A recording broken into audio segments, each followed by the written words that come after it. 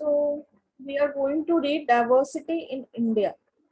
अब इंडिया में विभिन्नताएं, यानी इंडिया में क्या क्या अलग विविधताएं हैं, क्या क्या चीजें, कैसे इंडिया को हम कह सकते हैं कि ये अलग अलग सभ्यताओं का, अलग अलग विभिन्नताओं का, अलग अलग वेशभूषाओं का देश है ना। हम जब एक स्टेट देखते हैं, दूसरे स्टेट में, एक स्टेट की तो बात छोड़ो, अगर हम सिटी की भी बात करते हैं तो एक सिटी से दूसरे सिटी में ही हमें डिफरेंसेस देखने को मिलती हैं। Now we are going to talk about the diversity in India. India is a country of many diversities. बहुत सारी diversities है इंडिया में. Even जो languages हम बोलते हैं वो भी different हैं. कल मैंने बताया था कि we are speaking different type of languages. Various types of food. हम अलग अलग तरह की चीजें भी खाते हैं. एक जगह अगर जो हम स्टेपल मील है वो दूसरा है, तो दूसरी जगह का दूसरा है. ठीक है. Celebrate different festivals. फेस्टिवल भी अलग अलग सेलिब्रेट करते हैं. लाइक महाराष्ट्र और केरला, इन सब साइड में ओणम, पोंगल, ये सारी चीजें सेलिब्रेट होती हैं. महाराष्ट्र में गणेश चतुर्थी काफी अच्छे से सेलिब्रेट होता है. बट अब क्या होता है, जैसे जैसे हम ग्लोबलाइज हो रहे हैं, हम जान रहे हैं, हमें पहले तो ये था ना कि इतनी कनेक्टिविटी नहीं थी, लोग इतने ज्यादा एक दूसरे से कनेक्टेड नहीं थे. तो क्या होता था कि उन्हें पता नहीं होता था कि कब कौन से फेस्टिवल मनाए जा रहे हैं, या वो इतना पॉपुलर नहीं होता था.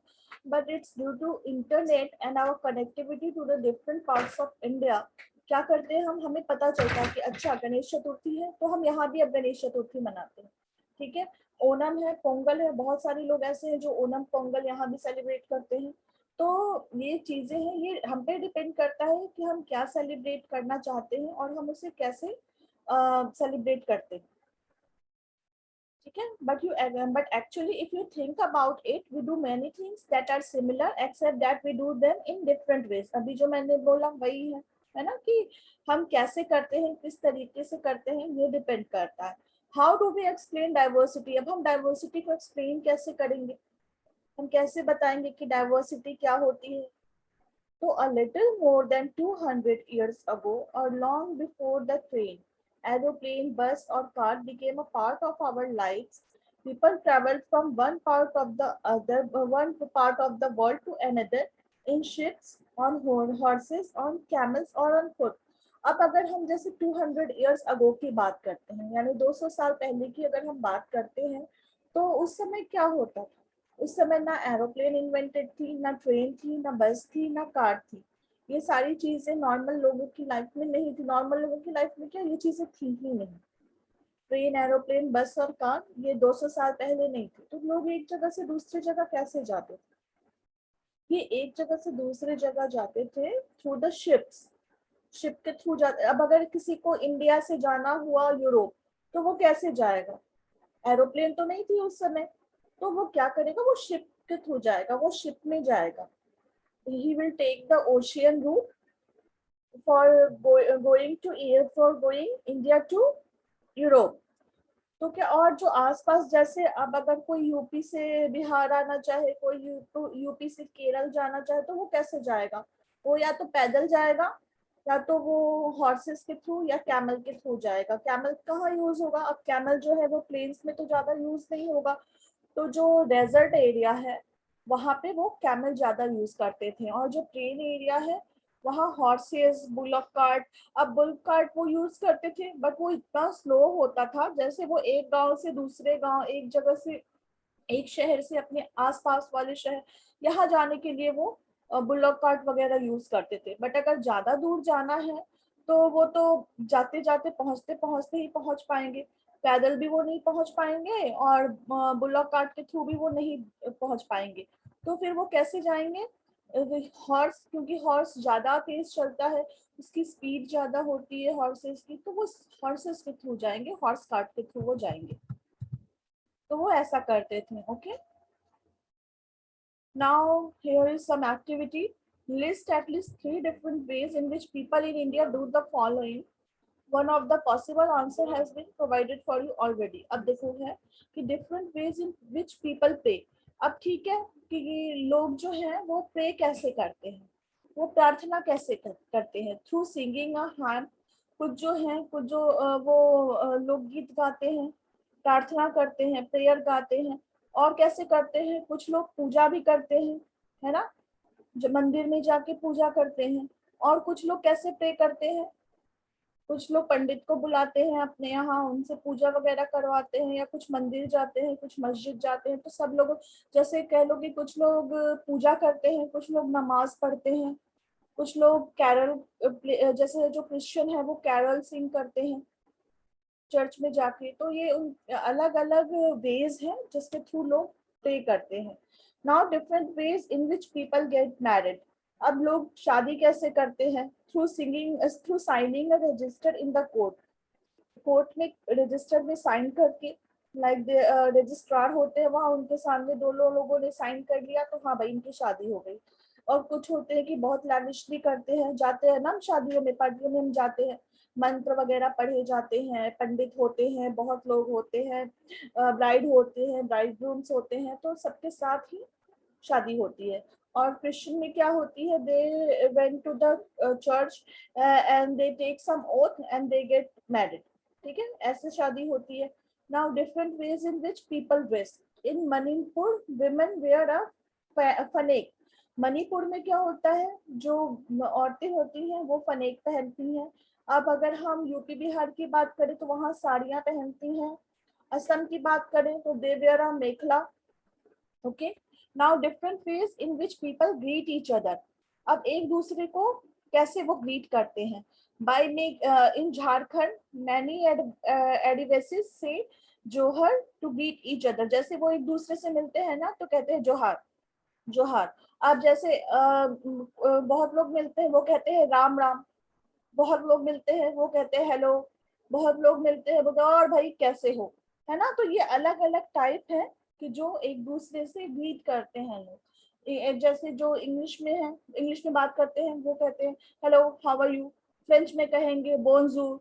ठीक है, तो ये सारी चीजें वो अलग अलग लैंग्वेजेस में अलग अलग तरह से हम एक दूसरे को ग्रीट करते हैं, एक दूसरे का हम हालचाल पूछते हैं। Now different ways in which people cook rice. अब देखो कुछ लोग हैं चावल कैसे कुक करते हैं, उसमें या तो मटन डाल दिया, मीट डाल दिया तो वो बिरयानी बन गई।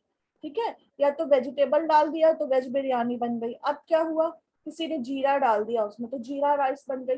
किसी ने उस चावल से इडली डोसा बना लिया तो वो इडली और डोसा बन गई। तो चावल तो एक ही है बट चीजें क्या बन रही हैं, उस चावल से डिफरेंट चीजें बन रही हैं। किसी ने उसे दूध में डाल दिया, चीनी डाल दी तो वो खीर बन गई, है ना। तो ऐसे अलग अलग चीजें, एक सेम चीज से सेम चीज तो वही है हमारे पास rice, and we are making different things from that rice only, from that from other places. ठीक है, from different places we are using the same ingredient but making different things, making different recipes.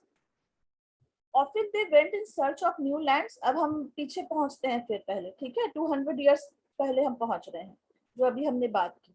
We are talking about that only. Often they went in search of new lands or new places to settle in or for people to trade with। अब क्या होता था कि कुछ लोग जो थे वो नए जमीन ढूंढते थे, नई जगह ढूंढते थे कि वहां जाकर हम बस सके। ठीक है, पहले मान लो वो जहाँ रहते होंगे वहां से वो मूव कर गए कि नहीं हमें ना और अच्छा प्लेस चाहिए जहाँ हम अच्छे से रह सके, जहाँ हम अपने परिवार को अच्छे से रख सके। तो वो जो पहले जहाँ रहते थे वहां से मूव करके दूसरी जगह आ जाते थे, and they settle at that place only. और फिर क्या होता था, कुछ लोग थे जो ट्रेड करने के लिए आते थे, व्यापार करने के लिए आते थे। जैसे उनके रीजन में कोई चीज अच्छी होती थी, ठीक है, मान लो किसी के रीजन में राइस अच्छी हो रही है और दूसरे रीजन में राइस नहीं हो रही है, तो वो क्या करेगा, उसने राइस लिया और वो बेचने चला आया दूसरे रीजन में। ठीक है, और इसके लिए वो बहुत ज्यादा ट्रैवल करना पड़ता था उनको, एक जगह से दूसरी जगह वो बहुत ट्रैवल करते थे। Once they got to a place people stayed there often for a long time. अब वो जहाँ पे पहुंचते थे, जहाँ उन्हें जाना था, उन्हें लगता था कि हाँ अब ये जगह मेरे लिए सही है, तो लोग वहाँ रुक जाते थे, वहाँ रुक जाते थे। और ऐसा नहीं कि एक दिन दो दिन के लिए रुक गए, वहाँ बहुत दिनों के लिए रुक जाते थे। और कभी कभी तो ऐसा होता था कि वो अब वहीं बस जाते थे, वो वापस लौट कर अपने घर ही नहीं आते थे, वो वहीं बस गए, उन्होंने एक नया घर वहां बना लिया और फिर वो जो लोग, जो उनके रिलेटिव्स थे, जो उनके फ्रेंड्स थे, उनसे मिलने जो जहाँ वो पहले रहते थे वहां आते जाते रहते थे। कुछ लोगों ने अपने घर क्यों छोड़े? क्योंकि वहां फेमाइंस हो गया, सूखा पड़ गया, अकाल हो गया, ड्रॉट हो गया, और कभी कभी तो बाढ़ भी आ जाती थी, इसलिए भी सब छोड़कर चले जाते थे। कभी कभी ऐसा होता था कि उन्हें खाना खाने के लिए प्रॉपर फूड नहीं मिलता था। Some went in search of work while others left because there was a war. कुछ इसलिए भी इधर से उधर चले जाते थे क्योंकि उन्हें काम नहीं मिलता था, उनके पास कोई काम नहीं होता था, तो वो काम ढूंढने के लिए भी दूसरी जगह चले जाते थे। जैसे मे बी एक सिटी में कोई रह रहा है, ठीक है, वहां पे उसे कोई जॉब नहीं मिल रही है, वो कुछ कर नहीं पा रहा, तो फिर वो दूसरी सिटी में जाता था अपॉर्चुनिटी की तलाश में कि शायद हमें वहां मिल जाए and we can work there only. और कुछ लोग वहां पे लड़ाइयाँ बहुत होती थी, जैसे कहीं पे बहुत लड़ाइयाँ हो रही हैं, बहुत कोई आक्रमण कर रहा है, कोई वहां पे वॉर हो रही है, तो उसके कारण भी लोग वो जगह छोड़ के दूसरी जगह बसते थे क्योंकि they wanted to live in a peaceful area. Okay, sometimes as they begin to make their homes in a new place, people begin to change a little, and at other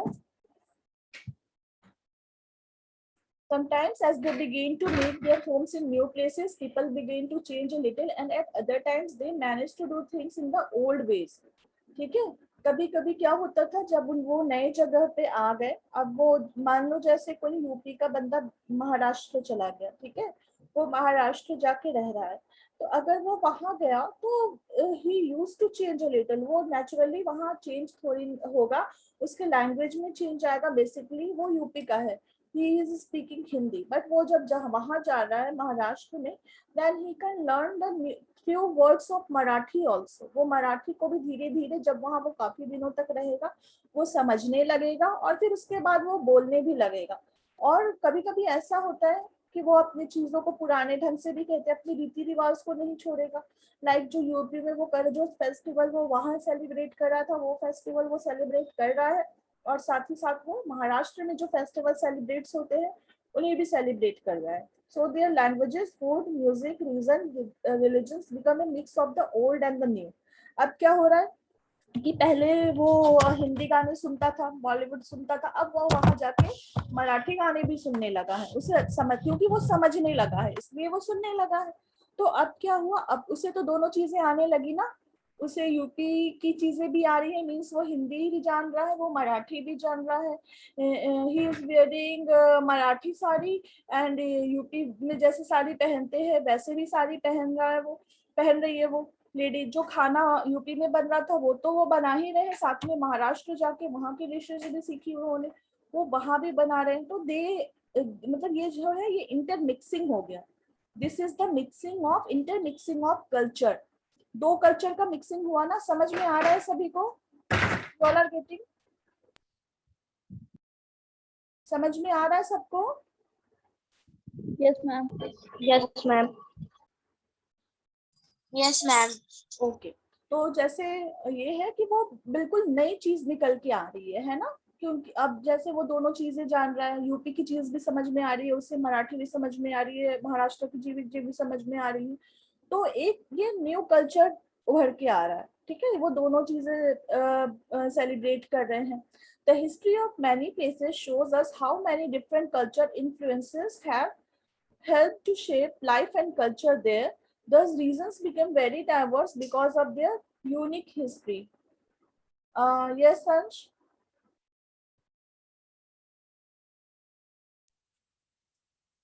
ma'am, Yes.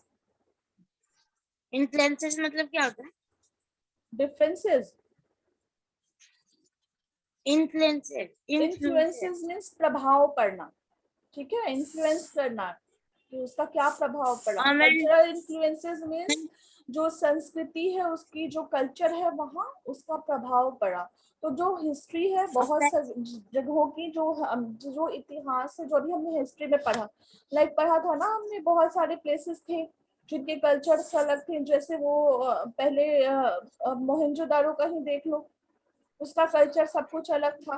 है ना। तो जो culture थे वो क्या influence करते हैं उनकी लाइफ, उनके कल्चर को, जो अलग अलग कल्चर। अब जैसे मान लो कि अभी मैंने यूपी और महाराष्ट्र का एग्जांपल दिया, तो अब महाराष्ट्र में कौन आके रह रहा है, यूपी वाले लोग आके रह रहे हैं, ठीक है। यूपी की एक फैमिली आई है and he they live in Maharashtra. तो जो उनका कल्चर है, जो यूपी का कल्चर है वो और जो महाराष्ट्र का कल्चर है, ये दोनों इंटरमिक्स हो गए, ठीक है। और ये एक नई लाइफ और नए कल्चर को बढ़ावा दे रहा है, और they are celebrating both the festival.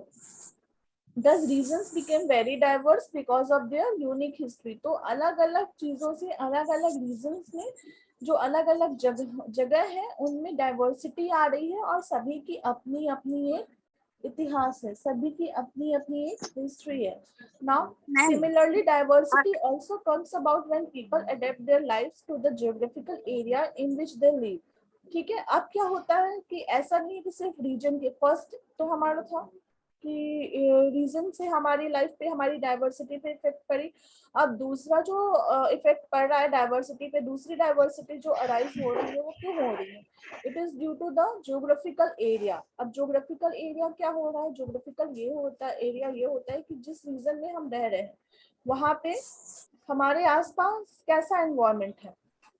अब मान लो जैसे जो सी है, कोई अगर सी के किनारे रह रहा है, those who are living at the sea shore और at the bank of the, जो सी शोर में और जो कोस्टल एरियाज में रह रहे हैं, ठीक है, उनकी लाइफ में, and those who are living in the mountainous region, ठीक है, माउंटेनियस रीजन में जो रह रहे हैं, तो उनमें क्या डिफरेंस होगा।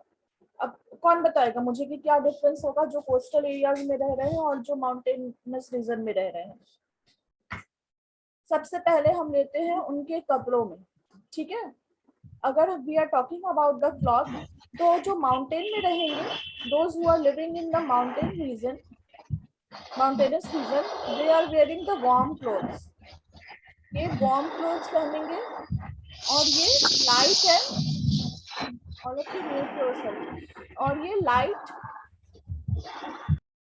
हल्के कपड़े, और ये कॉटन कपड़े पहनेंगे, कॉटन के कपड़े पहनेंगे और लाइट कपड़े पहने, तो ऐसे कपड़े पहनेंगे जिनसे उन्हें गर्मी ना लगे, ठीक है, बिल्कुल सिंपल कपड़े। और ये उलन कपड़े पहनेंगे, क्यों, क्योंकि माउंटेनस रीजन जो है ये, यहाँ ठंड ज्यादा होती है और कोस्टल रीजन में ठंड नहीं होती, ठीक है, वहाँ गर्मी ज्यादा होती है।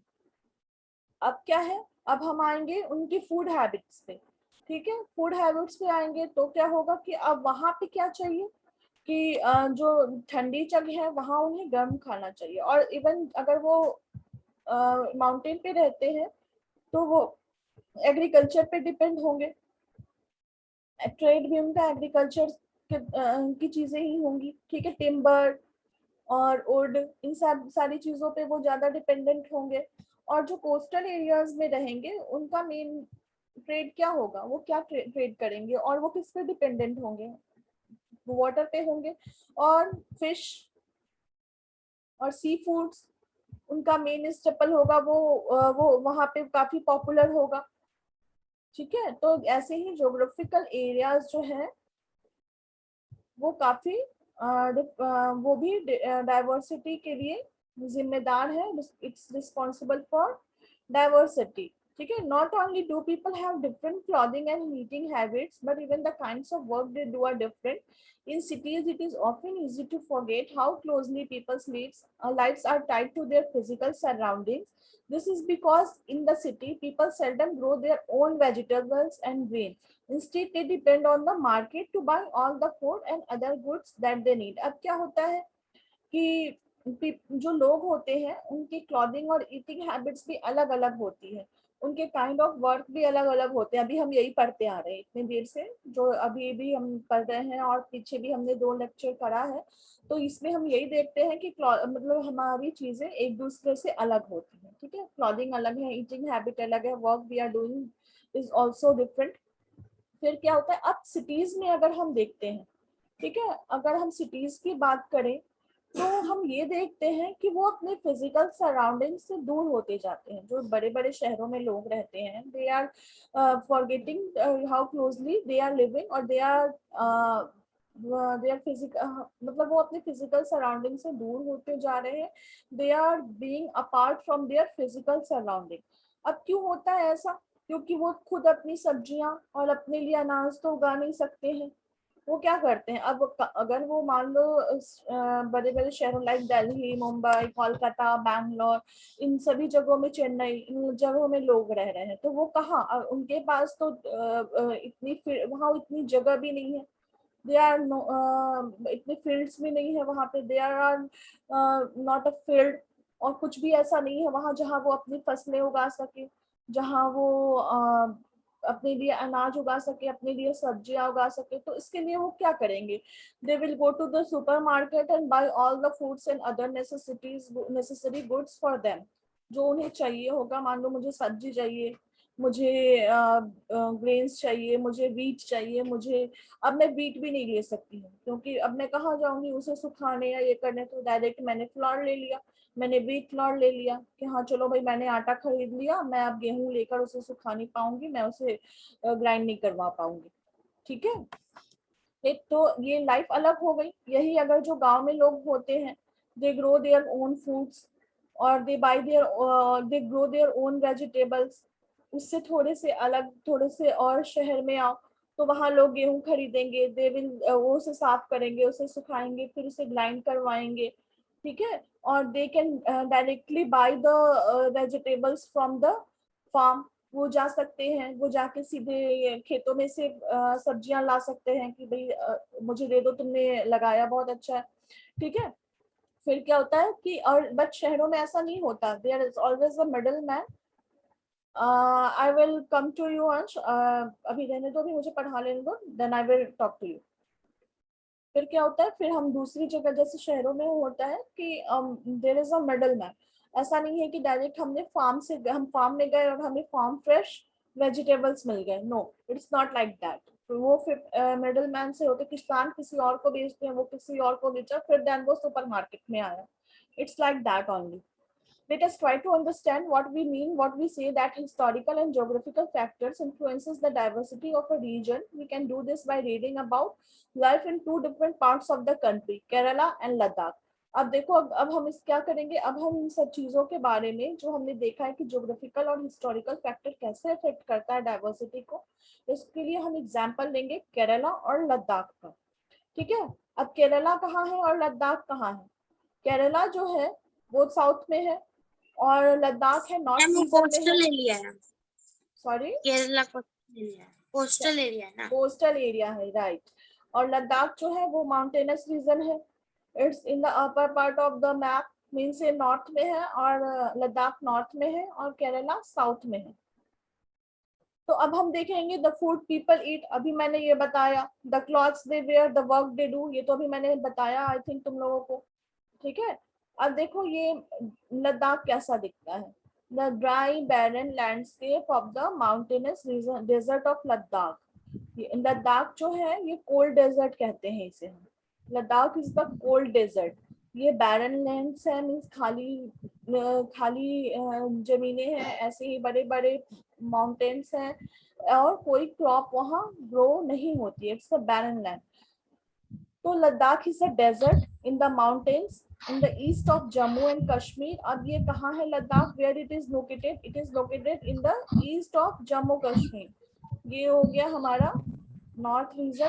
ठीक है, तो ये हमारा यहाँ हो गया जम्मू एंड कश्मीर, और लद्दाख यहाँ located, Ladakh is located here east of Jammu and Kashmir. Very little agriculture is possible here since this region doesn't receive any rain and is covered in snow for a large part of the year. अब क्या होता है कि यहाँ agriculture बहुत थोड़ा possible है, मतलब ना के बराबर यहाँ एग्रीकल्चर होता है। और ये जो रीजन है, यहाँ पे बारिश नहीं होती, हमेशा यहाँ स्नोफॉल होती है और ये स्नो से ढका होता है, बहुत सारा इसका पार्ट जो है थ्रू आउट द ईयर, सालों भर स्नो से ढका होता है। There are very few trees that can grow in the region, बहुत कम पेड़ होते हैं जो वहाँ पे ग्रो करते हैं। For drinking water people depend on the melting snow during the summer month. अब पानी पीने के लिए वो इंतजार करते हैं कि समर सीजन आए, समर मंथ्स आए और फिर हमें पानी पीने को मिले। और या तो वो पानी आइस को पिघलाकर then they use the water. ठीक है। People here keep sheep and goats. The goats in the region are special because they produce pashmina wool. अब पश्मीना wool जो है, पश्मीना शॉल वगैरह उससे बनती है, ये फेमस है काफी। ये लद्दाख और जम्मू कश्मीर इन सभी जगहों पे मिलती है। तो जो वहाँ के लोग हैं, जो लद्दाख के लोग हैं, वो sheep और goats को रेयर करते हैं। They are हाँ, वो शीप और गोट को ये करते पालते हैं। They are cattling the sheep and goat. और जो गोट्स होती है इस रीजन की, वो स्पेशल होती है क्योंकि वो पश्मीना वुल उनसे मिलता है। We get pashmina wool from them. This wool is priced and pashmina shawls cost a lot of money.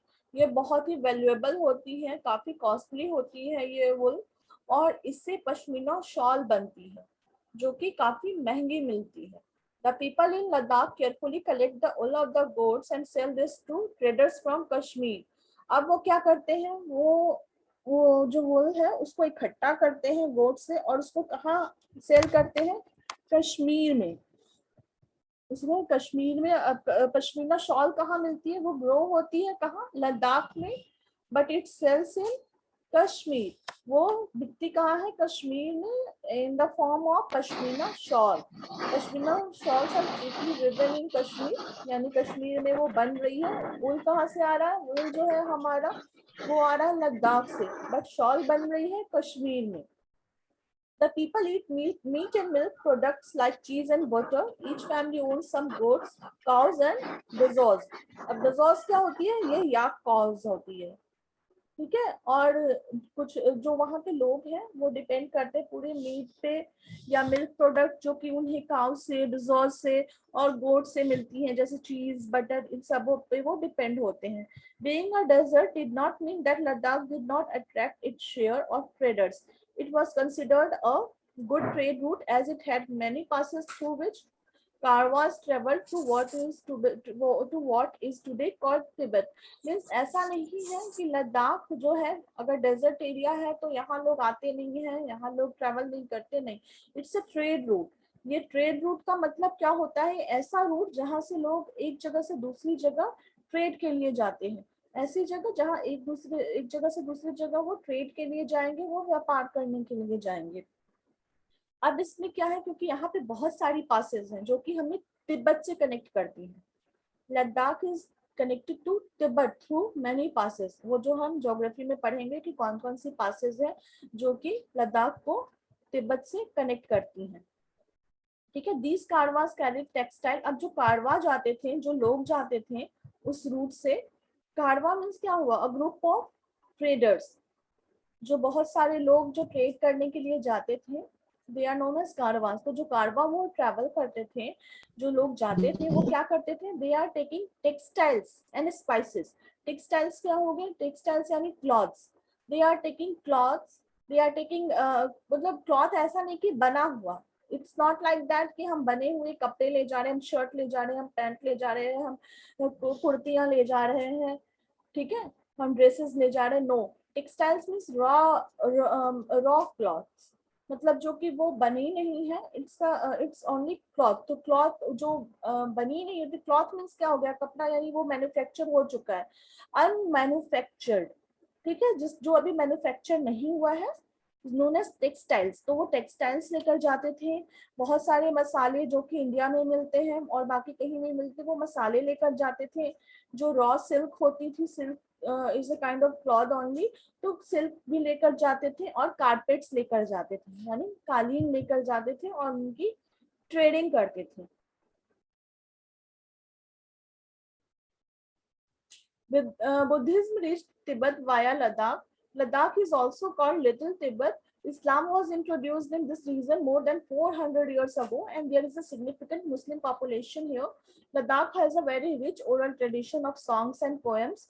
Local versions of the Tibetan national epic, the Kesar Saga, are performed and sung by the both Muslim and Buddhist.